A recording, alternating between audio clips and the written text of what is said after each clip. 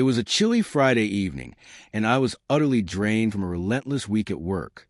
My body ached, my mind was foggy, and every ounce of me wanted to collapse. But Laura, my wife, had insisted on hosting a few friends. Just a casual get-together, she promised. I didn't want to let her down. I told myself I'd stay for a little while, then retreat to the bedroom and recuperate.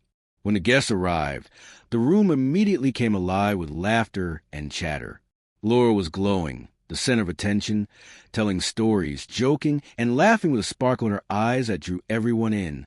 I tried to join in, but exhaustion weighed me down. I ended up on the sidelines, observing, a spectator in my own home. The drinks flowed freely, and Laura seemed to thrive on the energy. Her laughter grew louder, more dramatic, and her friends encouraged her to be bolder, feeding her need for attention. Everything felt slightly off, until a sarcastic comment about relationships made her laugh harder than usual. That's when I noticed it.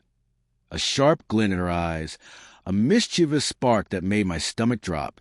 Before I could even react, she slapped me, hard. My cheek burned, my heart sank, and the sound seemed to echo louder than the laughter in the room. Her friends laughed, some hooting, some whispering in admiration of her audacity. I was frozen, humiliated, staring at a scene that felt unreal. Laura smiled as if proud. "It's just a joke," she said casually, brushing off what just happened. But I couldn't laugh. Not then, not ever. I excused myself and retreated to our bedroom, locking the door behind me. Staring in the mirror, I touched my cheek and tried to process what had just happened. How had things gone so wrong? When had my marriage become a stage for public humiliation? The signs had been there for months. The coldness, the indifference, the secretive behavior. I had rationalized it all as stress, work pressure, temporary irritability. But now the truth was undeniable. She didn't respect me. She didn't care about me. She enjoyed asserting dominance in front of others. Sleep eluded me that night. My mind raced with anger, disbelief, and heartbreak. The slap wasn't just physical. It symbolized everything that was broken in our marriage. The next morning, I confronted her. I looked her straight in the eyes and said, "I will not allow you to treat me like a joke. Not in front of your friends. Not ever." She rolled her eyes, arms crossed.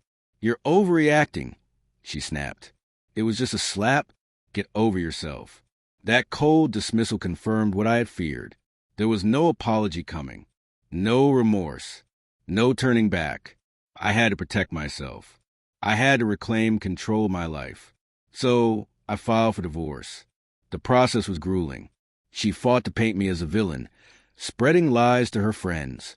But I remained calm, focused, and determined to keep the process fair.